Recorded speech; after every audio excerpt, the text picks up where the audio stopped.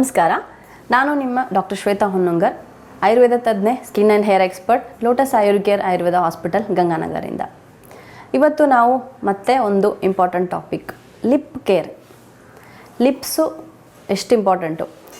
ನಾವು ಸುಂದರವಾಗಿ ಕಾಣಬೇಕು ಅಂದರೆ ಒಂದು ಸುಂದರವಾದ ನಗು ಇರಬೇಕು. ಸುಂದರವಾದ ನಗು ಇರಬೇಕು ಅಂದರೆ ಹೆಲ್ದಿ ಲಿಪ್ಸ್ ಇರಬೇಕು ಅಲ್ವಾ?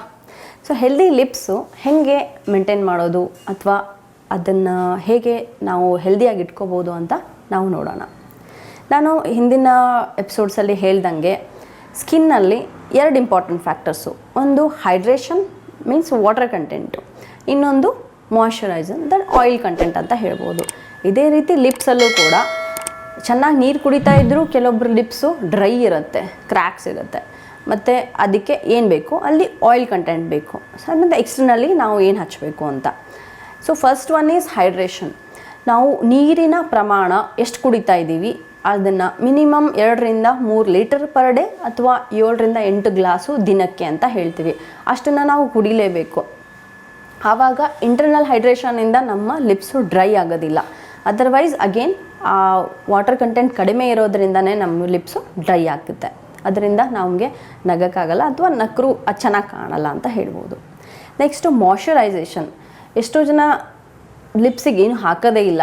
ಒಂದು ಸಿಂಪಲ್ ಲಿಪ್ ಬಾಮ್ ಹಾಕ್ಕೊಳ್ಳಿ, ರೆಗ್ಯುಲರ್ ಆಗಿ ಒಂದು ನೈಟಲ್ಲೇ ಆದರೂ ಹಾಕ್ಕೊಳ್ಳಿ ಅಂತ ಹೇಳಿ. ಇದು ಮೇಕಪ್ ಅಲ್ಲ, it is just skin care. ನಿಮ್ಮ ಲಿಪ್ ಕೇರು ಸ್ಕಿನ್ ಕೇರ್ ಆ ಥರ ಆಗಿರುತ್ತೆ.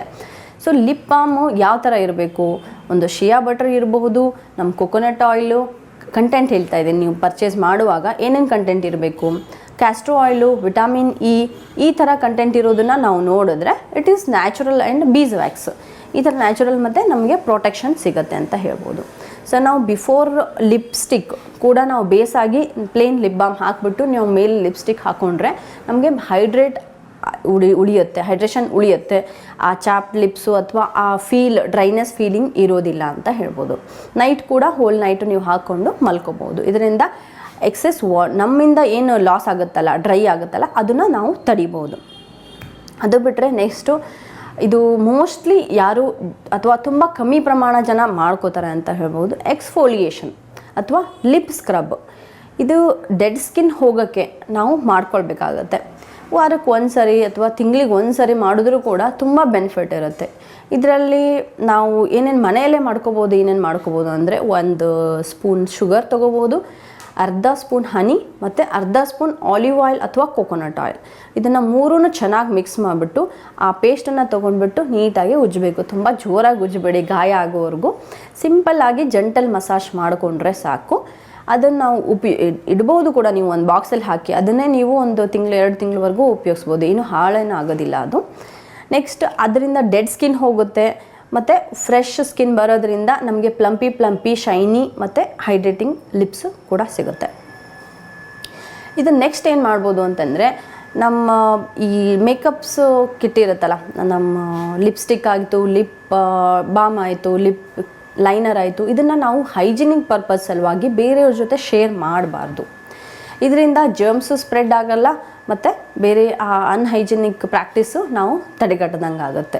ಇದರಿಂದ ಕೆಲವೊಬ್ಬರಿಗೆ ಈ ಹರ್ಪಿಸ್ ಆಯಿತು, ಸಿಂಪಲ್ ಬೊಬ್ಬೆಗಳು ಬರೋದು, ಈ ಥರ ಕೂಡ ಚಾನ್ಸಸ್ ಇರುತ್ತೆ. ಅದನ್ನು ಅವಾಯ್ಡ್ ಮಾಡಲಿಕ್ಕೆ we can avoid sharing the lip products.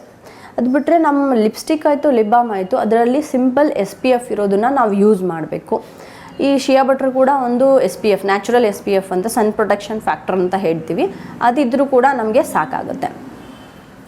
ಇದು ಇನ್ನೂ ಮಾಡಲಿಲ್ಲ, ನಾವು ಲಿಪ್ ಕೇರ್ ಮಾಡಲಿಲ್ಲ ಅಂತಂದರೆ ಏನಾಗುತ್ತೆ, ಒಂದು ಪ್ರೀಮೇಚೂರ್ ಏಜಿಂಗ್ ಆ ಥರ ಲಿಪ್ಸ್ ಕಾಣಿಸುತ್ತೆ ಅಥವಾ ಡಿಸ್ಕಲರ್ಡ್ ಲಿಪ್ಸು ಕ್ರಮೇಣವಾಗಿ ಬಿಸಿಲಿನ ಇಫೆಕ್ಟಿಂದ ನಮಗೆ ಕಾಣಿಸೋಕ್ಕೆ ಶುರು ಆಗಬಹುದು.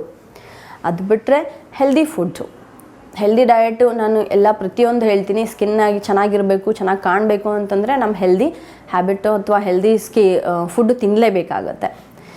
ನೆಕ್ಸ್ಟು ಈ ಲಿಪ್ಸ್ಟಿಕ್ ಯಾವುದೋ ಅಥವಾ ಲೋ ಕ್ವಾಲಿಟಿ ಪ್ರಾಡಕ್ಟ್ಸ್ ಅಂತ ಹಾಕಿರಿ ಅಥವಾ ಯಾವುದೋ ಒಂದು ಹಾಕಿನೂ ನಮಗೆ ಲಿಪ್ ಡಿಸ್ಕಲರ್ ಆಗಿರುತ್ತೆ. ಒಂದು ಅರ್ಧ ಲಿಪ್ಪು ಡಾರ್ಕ್ ಆಗಿರುತ್ತೆ ಅಥವಾ ಒಂದು ಮೇಲಿನ ಲಿಪ್ ಡಾರ್ಕ್ ಆಗಿರುತ್ತೆ, ಈ ಥರ ಅನ್ಇವನ್ ಆಗಿರುತ್ತೆ. ಆವಾಗ ನಮ್ಮ ಆಯುರ್ವೇದದಲ್ಲಿ ಕುಂಕುಮಾದಿ ಲಿಪ್ ಬಾಮ್ ಅಂತ ಸಿಗುತ್ತೆ ನಿಮಗೆ ಮಾರ್ಕೆಟಲ್ಲಿ ಕೂಡ.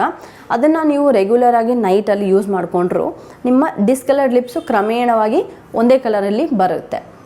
ಸೊ ನೋಡಿದ್ರಲ್ಲ ವೀಕ್ಷಕರೇ, ಇಷ್ಟು ನಾವು ಲಿಪ್ ಕೇರ್ನ ಸಿಂಪಲ್ ಆ್ಯಂಡ್ ಇಫೆಕ್ಟಿವ್ ಆಗಿ ಮಾಡ್ಕೋಬೋದು. ತುಂಬ ಏನು ಖರ್ಚಿಲ್ಲ, ಬಟ್ ಇಫೆಕ್ಟಿವ್ ಆಗಿ ರೆಗ್ಯುಲರ್ ಆಗಿ ಮಾಡಿಕೊಂಡ್ರೆ ನಮ್ಮ ನಗುನೂ ಚೆನ್ನಾಗಿರುತ್ತೆ, ನಮ್ಮ ಲಿಪ್ಸು ಚೆನ್ನಾಗಿರುತ್ತೆ. ನಮ್ಮ ನಗು ಚೆನ್ನಾಗಿದ್ರೆ ನಾವು ಡೆಫಿನೆಟ್ಲಿ ಸುಂದರವಾಗಿ ಕಾಣ್ತೀವಿ, ಯಂಗಾಗಿ ಕಾಣ್ತೀವಿ. ಇಷ್ಟು ಹೇಳಿ ಈ ನಮ್ಮ ಲಿಪ್ ಕೇರ್ನ ಟಾಪಿಕ್ ಮುಗಿಸ್ತೀನಿ. ಮತ್ತೆ ಇನ್ನೊಂದು ಇಂಟ್ರೆಸ್ಟಿಂಗ್ ಟಾಪಿಕ್ ಜೊತೆ ಮತ್ತೆ ಬರ್ತೀನಿ. ನಮಸ್ಕಾರ.